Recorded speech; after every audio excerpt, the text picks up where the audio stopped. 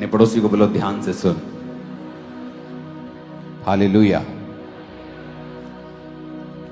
एक बच्चा जब छोटा होता है, 2 साल का, 3 साल का, 1 साल का, और जब वो अपनी मां के पास आता है और इशारों इशारों में बात करता है, रोता है किसी चीज को लेके, यहाँ करता है, उसकी मां को झट मालूम होता है कि इसको ये चीज चाहिए। वो बोल के नहीं बोल सकता उसे भूख लगी है, लेकिन उसकी मां जब वो रोता है या कुछ करता है, एक्शन करता है, तो उसकी मां को मालूम होता है इसे भूख लगी है। तो उसकी मां समझ जाती है। वो बोल के नहीं बताता, रो के बताता है, बैठ जाओ अभी, वचन के बाद। तो उसकी मां समझ जाती है इसको क्या चाहिए। लेकिन जब वो बच्चा 18 साल का हो जाए, 15 साल का हो जाए और बड़ा हो जाए, आप इमेजिन करो वही इशारे जो वो छोटे होते करता था, अपनी मां से फिर जाके ऐसे ही करे, आपको कैसा लगेगा? अपने बाप को वही इशारे जाके करे, रोए, कैसा लगेगा आपको? अच्छा लगेगा मां को? बोलो माओ, चंगा लगेगा? न्याणा हले भी 18 साल का यही करे, रोवे अगे आके दसे ना कि रोटी चाहिए, कि बनैन चाहिए, कि पेंट चाहिए, कि की चाहिए, पैसे चाहिए। हाँ, चंगा लगेगा? एक समय होता है आप प्रभु के सामने एक छोटे बच्चे की तरह होते हैं। आप रोते हैं, आपको अच्छी तरह से प्रार्थना करनी भी नहीं आती, तो भी आपकी वो प्रेयर सुन लेता है, आपको हील कर देता है, आपको चंगाई दे देता है, अभी आपको प्रार्थना करनी इतनी नहीं आती, अभी आप आत्मा में यही कर रहे हो। प्रभु तू मेरी सुनता क्यों नहीं? प्रभु तू मैनू चंगा क्यों नहीं करता? प्रभु जी मैनू छू लो, प्रभु मैनू चंगा कर दो। बच्चे वाली प्रार्थना। लेकिन जब आप बड़े हो जाते हैं, आप 3 साल से बड़े हो जाते हैं, आत्मिक 3 साल से, आपको बपतिस्मा लिए 2, 3 साल, 4 साल हो जाते हैं, आप मसीह में बढ़ने लगते हैं, आपको चर्च जाते हुए 4, 5, 6, 7 साल हो चुके हैं। अब अगर आप फिर से वो यही करोगे, परमेश्वर आपकी प्रार्थना को नहीं सुनेगा, बल्कि वो आप पर गुस्सा करेगा। क्योंकि जब 3 साल का बच्चा मां के सामने रो के यही करके मांगेगा, वो उसे प्यार से खिलाएगी, वो खुश होकर खिलाएगी, वो अच्छी तरह खिलाएगी। लेकिन जब 18 साल का, 15 साल का ऐसी हरकतें करेगा, तो वो गुस्सा करेगी। वो गुस्सा करेगी क्योंकि वो मां अब मैच्योरिटी को, बड़प्पन को एक्सपेक्ट करती है कि अब ये बच्चा बड़ों की तरह बात करे, अब ये बड़ों की तरह मांगे, अब ये सियाना हो जाए, अब ये बचपने की बातें छोड़ दे। आप प्रार्थना करते, प्रभु जी मुझे चंगा करो, प्रभु जी मुझे छू लो, प्रभु जी आप ऐसा कर दो, ऐसा कर दो। आप ऐसा क्यों नहीं करते? आपकी पहले कुछ दिनों की प्रार्थना, पहले कुछ महीनों की प्रार्थना वो सुन ली जाती थी, और आपकी सुन ली जाती थी, तो आपको लगता है कि मैंने प्रार्थना की और मैं हील हो गया। लेकिन आपको यह नहीं पता, अब वो तो बचपना था आपका, आप छोटे बच्चे थे आत्मा में, और परमेश्वर आपकी ऐसी प्रार्थनाओं को भी सुन लेता था। लेकिन जब आप बड़े हो जाते हैं, जब आपकी उम्र आत्मा में बड़ी हो जाती है, आपको मसीह में आए 4 साल, 3 साल, 5 साल, 10 साल हो जाते हैं, अगर फिर से आप वही प्रार्थनाएं करेंगे, तो वो प्रार्थनाएं जो पहले रिजल्ट लेके आती थी, अब वो रिजल्ट नहीं लेके आएंगी। और लोग कई बार क्वेश्चन करते हैं कि मैं जब पहले प्रार्थना मसीह में, जब मैं नया नया आया था ना, मैं प्रार्थना करता था ना, मेरी प्रार्थना सुनी जाती थी, मैं हील होता था। लेकिन अब मुझे ऐसा लगता है कि परमेश्वर मेरी प्रार्थना को सुनता नहीं। शायद वो नए नए लोगों को हील करता है, ऐसा नहीं है। क्योंकि तब आप जब नए होते हैं, आप बच्चे होते हैं आत्मा में, वो आपके करलाने को, चिल्लाने को, यूं को भी सुन लेता है, क्योंकि वो आपसे प्यार करता है और आपको सारी चीजें दे देता है। लेकिन जब आप आत्मा में बड़े हो जाते हैं, अब वो ये चाहता है कि आपको मांगना आना चाहिए। अगर आपको भूख लगी है तो रोने से नहीं, आपको मांगना पड़ेगा, मां मुझे खाना दो। अगर आपको कपड़े चाहिए, आपको मांगना पड़ेगा, मुझे कपड़े चाहिए। अगर आपको बाहर जाना है, आपको किराया चाहिए, आपको पैसे चाहिए, आपको मांगना पड़ेगा, ट्यूशन फीस चाहिए मांगना पड़ेगा, साइकिल चाहिए मांगना पड़ेगा। आप बच्चे की तरह सिर्फ रोते थे, मां आपका डायपर चेंज कर देती थी, आप रोते थे, आपको खाना देती थी, आप रोते थे, आपको सुला देती थी, वो सब कुछ जानती थी। लेकिन अब आपको ऐसे नहीं चलेगा। आपको जो कुछ चाहिए, आपको वही चीज स्पेसिफिकली, वो चीज आपको उन्हीं शब्दों में प्रभु से मांगनी पड़ेगी, और उसके लिए आपको बाइबल पढ़नी पड़ेगी और ये देखना पड़ेगा कि जो चीज मुझे चाहिए वो बाइबल में एग्जैक्टली कहां लिखी है। क्योंकि अगर मैं ऐसा नहीं करूंगा तो अब यही रोने से, चिल्लाने से, करलाने से परमेश्वर मेरी प्रार्थना को नहीं सुनेगा। चले जा रहे नाव में और यीशु मसीह पीछे सो रहे हैं और तूफान आ गया नाव में। तूफान आ गया, सब नाव जब डूबने लगी, पानी भरने लगा, जब तूफान एक्सट्रीम चला गया तो चेले आके परमेश्वर को उठा के कहते हैं, प्रभु तेनु चिंता नहीं साडी, तेनु चिंता नहीं सी, तू सो रहे हैं परमेश्वर, तेनु चिंता नहीं सी, मर रहे हैं। परमेश्वर उठे और आप जानते हैं प्रभु को तो खुश होना चाहिए था कि संकट के दिन तू मुझे पुकार और मैं तुझे उत्तर दूंगा। प्रभु को तो खुश होना चाहिए कि हां मेरे बच्चों आओ मेरे पास, मैं यही चाहता था कि तुम मेरे पास आओ। लेकिन बाइबल कहती परमेश्वर उनसे नाराज हुए, यीशु मसीह उनसे नाराज हुए और प्रभु ने कहा, हे अल्प विश्वासियों, हे थोड़े विश्वासियों, तुम्हारा विश्वास कहां है। आप सोच सकते हैं कि उन्होंने तो प्रभु को पुकारा है, कोई शारीरिक मदद के लिए नहीं पुकारा, उन्होंने प्रभु को गाली नहीं निकाली, प्रभु को उठाना भूल नहीं गए, पुकारना नहीं भूले, लेकिन फिर भी परमेश्वर उनसे नाराज हुआ। और बाइबल कहती परमेश्वर उठे और कहा उस पानी को शांत रह और थम जा। लिखा आंधी थम गई और पानी शांत हो गया।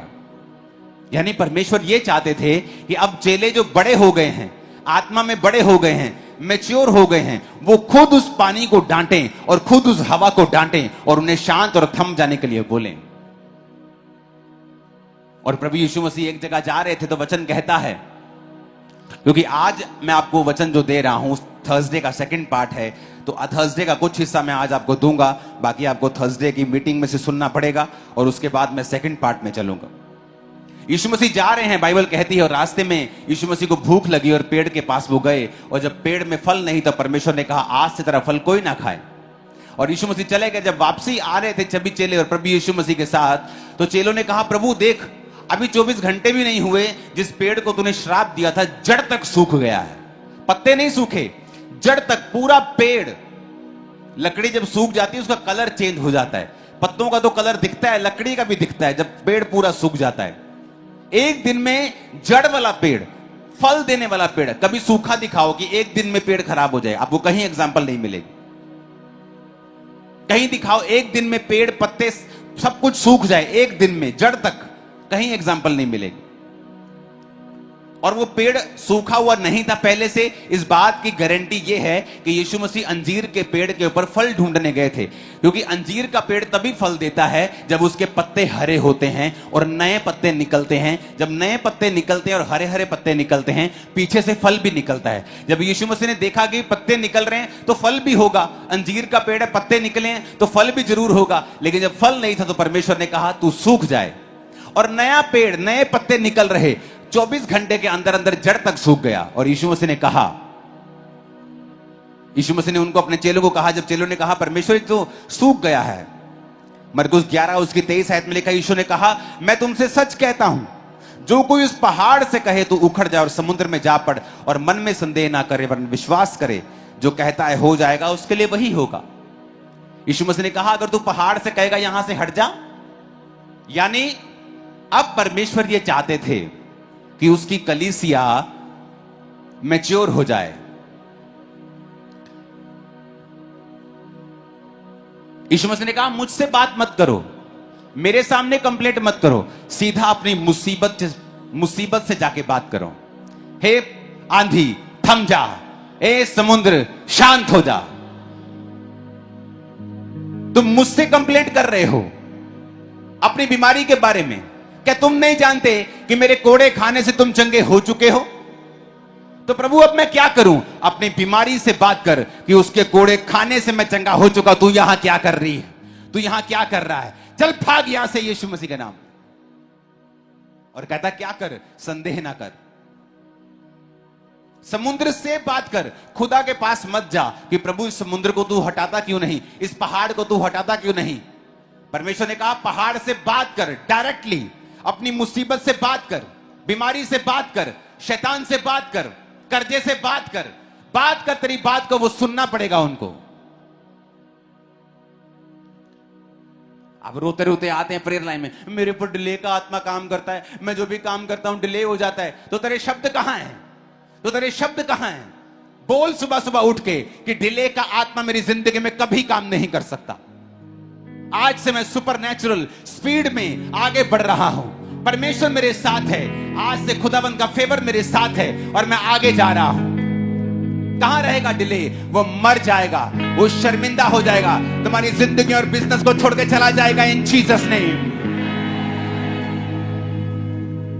परमेश्वर ने जब मूसा को लाठी दी, मूसा को अधिकार दिए, सामने साथ समुद्र और पीछे थी फिरौन की सेना, और मूसा भागा भागा गया परमेश्वर के पास। ए प्रभु जी, परमेश्वर यहोवा, मैं तेरे नाम की दुहाई, प्रभु कहता चुप कर, क्यों मेरे नाम की दुहाई दे रहा है तू? हम सोचते हैं यार हम तो परमेश्वर के पास आए हैं, हम तो प्रभु के नाम की दुहाई दे रहे हैं, प्रभु नाराज हो रहे। यहोवा पिता ने कहा क्यों मेरे नाम की दुहाई दे रहा है? तेरे पास जो छड़ी है उसे समुद्र के सामने लेके जा और उसे दो भाग कर दे। तेरे पास अधिकार है, क्यों तू उनका इस्तेमाल नहीं कर रहा है?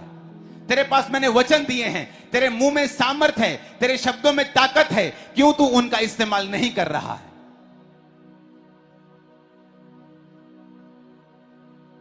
मुझे पापा से मिलना, मेरे घर में डेथ हो रही है वीक के बाद। तो तुम्हारे शब्द कहां हैं? तुम्हारे शब्द कहां हैं? जो फैमिली बची है उनको बिठाओ, बैठो एक जगह गोल घेरे में बैठ, अपने हाथ पकड़ के बैठ जाओ जरा और वचन डिक्लेयर करो, मैं ना मरूंगा वरन जीवित रहूंगा और परमेश्वर के कामों का वर्णन करता रहूंगा। मैं ना मरूंगा वरन जीवित रहूंगा, परमेश्वर के कामों का वर्णन करता रहूंगा। मैं ना मरूंगा वरन जीवित रहूंगा, परमेश्वर के कामों का वर्णन करता रहूंगा। बोलो बोलो, मैं ना मरूंगा वरन जीवित रहूंगा और परमेश्वर के कामों का वर्णन करता रहूंगा। अपने हाथों को उठा के बोलो, मैं ना मरूंगा वरन जीवित रहूंगा और परमेश्वर के कामों का वर्णन करता रहूंगा। मैं ना मरूंगा वरन जीवित रहूंगा और परमेश्वर के कामों का वर्णन करता रहूंगा। बहने बोलो, मैं ना मरूंगी वरन जीवित रहूंगी, प्रभु के कामों का वर्णन करती रहूंगी। हालेलुया। कहां जाएगा वो मौत का आत्मा? उसे जाना पड़ेगा। लेकिन तुम परमेश्वर के सामने रोते हो, प्रभु तुझे दिखता नहीं, मेरा चाचा मर गया, मेरा फलाना मर गया, मेरा ताया मर गया, वो मर गया, वो मर गया, अब मुझे भी वही बीमारी है। तो क्या इंतजार कर रहे हो कि अब तुम मरोगे? किस चीज का इंतजार कर रहे हो तुम लोग? मरने का? तुम मर जाओगे ऐसे ही जैसे वो मरे हैं, अगर तुम अपने शब्दों का इस्तेमाल नहीं करोगे और तुम प्रभु को बोलते रहोगे और प्रभु तुम पे गुस्सा करेगा कि मैंने बाइबल में तुम्हें अधिकार दिए हैं, तुम्हें चलना सिखाया है, तुम्हें वचन पढ़ना सिखाया है कि वचन में लिखा है समुद्र पेड़ से बात कर, पहाड़ से बात कर। मेरे पास मत आ कि प्रभु इस पेड़ को बोलो उखड़ जाए यहां से, इस पहाड़ को बोलो उखड़ जाए यहां से। प्रभु कहता मुझसे मत कहो, मैंने तुम्हें अधिकार दिया, तुम डायरेक्ट बात करो उससे, मैं तुम्हारे साथ हूं। डिले से बात करो, बीमारी से बात करो, हड्डी से बात करो, बिजनेस से बात करो। दुकान पे जाते हो, अपने गल्ले को खोलो और बोलो आज से तू ब्लेस है और तेरे अंदर हमेशा ब्लेसिंग ही होगी, तू हमेशा ब्लेस ही रहेगा, ये दुकान ब्लेस। बोलो, देखो क्या होता है। हालेलुया। और जब तक तब तक बोलो जब तक रिजल्ट नजर ना आने लग जाए, क्योंकि परमेश्वर अब आप जब बड़े हो जाते हैं वो आपके यैया तैया यैया वाली प्रार्थना नहीं सुनता है, बल्कि वो गुस्सा करता है। नया नियम में यीशु मसीह ने गुस्सा किया, तुम्हारा विश्वास कहां था? उसने नहीं कहा ओ मेरे चेलो आओ और उन्हें जफ्फी डाली और बगा, ओ मैं तुम्हारे संग हूं, मत डरो, देखो अब मैं क्या करता हूं। जीसस ने कभी ऐसा इमोशनल नहीं किया उनको, बल्कि डांटा, क्यों मुझे पुकार रहे हो? तुम्हारे अधिकार कहां हैं? क्या तुम नहीं जानते मैंने तुम्हें पावर दी है? जब दुष्ट आत्मा को निकालने के लिए परमेश्वर ने उनको भेजा था, क्या तुम नहीं जानते मैंने तुमको अधिकार दिए हैं? तुमने क्यों नहीं बोला आंधी को थम जा? तुमने क्यों नहीं बोला समुद्र को शांत रहे? तुमने खुद क्यों नहीं कहा? तुम मुझसे आके क्यों लड़ रहे हो? तुम मुझसे मेरा सिर क्यों खा रहे हो?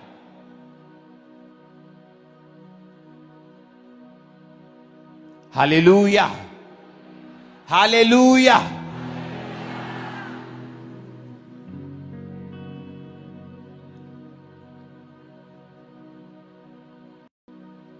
अपने हाथों को उठा के बोलो हालेलुया।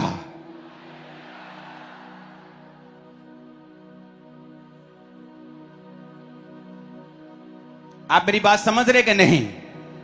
आप बात क्यों नहीं कर रहे हैं अपनी मुसीबत से? आपका जो बेटा बिगड़ा हुआ है, आप प्रार्थना में शब्दों को क्यों नहीं उसके ऊपर रिलीज कर रहे हैं कि यीशु के नाम में मैं देखती हूं आप अपनी आत्मा में मेरा बेटा बदल रहा है, यीशु के नाम में वो बदल रहा है, यीशु के नाम में वो नशों को छोड़ रहा है, खुदावंद का आत्मा उसे छू रहा है। आप क्यों नहीं बोलते? अभी तक आप बच्चे बने हुए हैं। जब एक 18 साल का बेटा, 18 साल का बच्चा, बेटी डायपर लगा के अपनी मां के सामने जाएगी तो मां खुश नहीं होगी। और बेटे के बोले टॉयलेट जा, तू डायपर क्यों लगा के बैठा है? और बच्चा बोले नहीं मुझे अभी डायपर में ही करना है, तो मां खुश नहीं होगी। लेकिन अगर बच्चा डायपर में ना करे सुसु तो मां दुखी होती कि बेटा डायपर में करना है, ऐसे बेड पे नहीं करना है। फर्क देखो, उम्र का फर्क है। लेकिन आपको अभी भी डायपर चाहिए, अभी भी आपको दूध चाहिए, आपको अन्न नहीं चाहिए, क्योंकि अन्न आपको पचता नहीं है। इसको आधा करके इधर ईश्वर की भी खोलेंगे साथ में। ये 2 मिनट में मैं आपको समझाऊंगा, उसके बाद मैं सेकंड पार्ट में चलूंगा।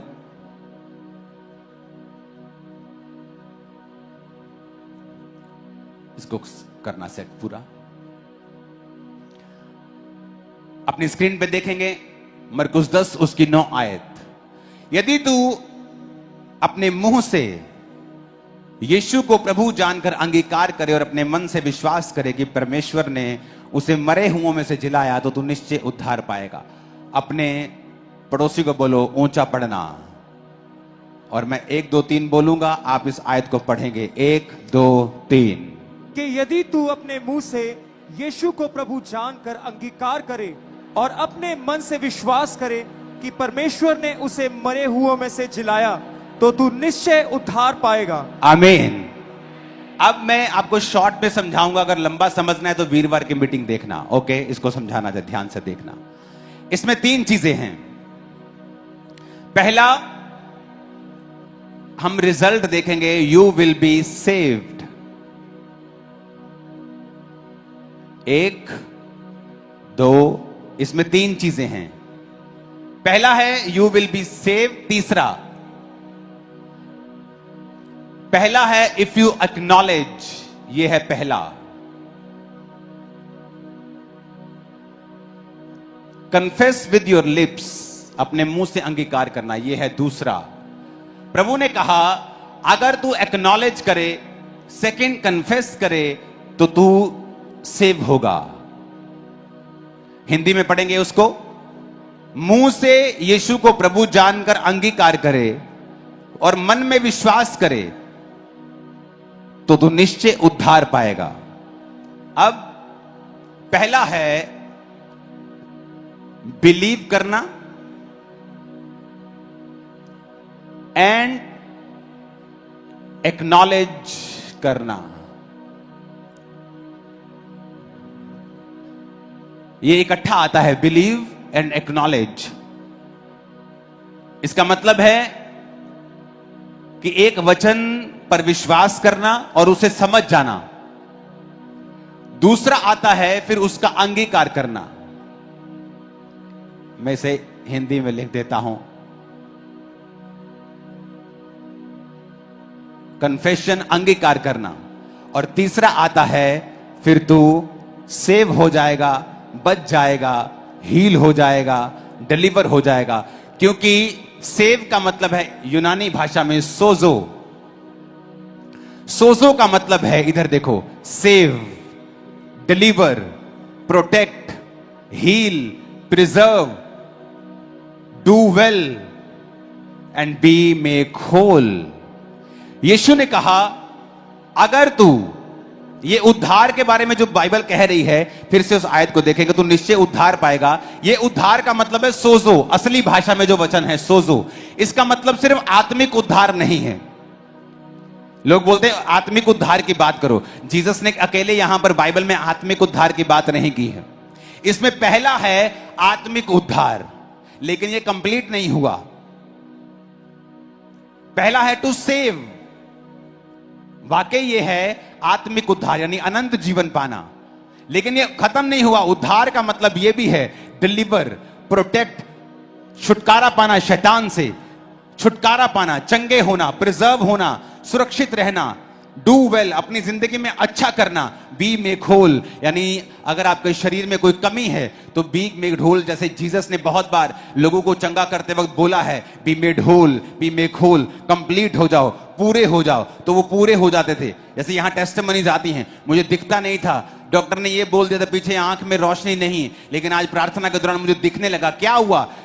जो नाड़ी पीछे बंद थी वो बी मेड होल हो गई, वो कंप्लीट हो गई और दिखने लगा, सुनने लगा, लोग चलने लगे। ये वो मतलब है। तो इसके लिए उसने कहा पहला काम क्या करना है? Believe and acknowledge. एक्नॉलेज करना, किसी चीज को देखना और उसको एक्नॉलेज कर लेना, उसको समझ लेना कि परमेश्वर ने मेरी गरीबी के लिए ये किया है, उसने मेरी बीमारी के लिए उस कोड़े खाए हैं। एक्नॉलेज कर लेना कि कोड़े मेरी बीमारी के लिए हैं। बिलीव कर लेना कि परमेश्वर ने मेरे लिए खाए हैं। पहला पॉइंट हो गया।